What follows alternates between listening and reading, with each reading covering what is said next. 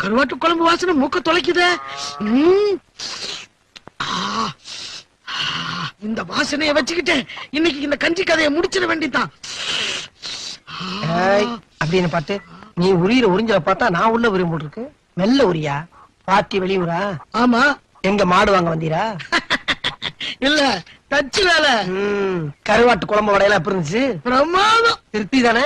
பரம திருப்தி. ஆமா, நம்ம வீட்டு குழம்புல அப்படித்தான் இருக்கும். இந்தாங்க செட்டியை பிடிங்க. எதுக்கு? கருவாட்டு குழம்பு வாடை என் வீட்டுல இருந்து வருது. அதை பிடிச்சுதானே சாப்பிட்டீரு. அதுக்கு தான் இந்த பிள்ளை 10 ரூபாய். வாசனைக்கு காசா? யோ, என்ன அநியாயமா இருக்கு? என்ன அநியாயமா இருக்கு? நம்ம வீட்டு குழம்பு இந்த மூக்கு தானே உறிஞ்சு. அதுக்குதான்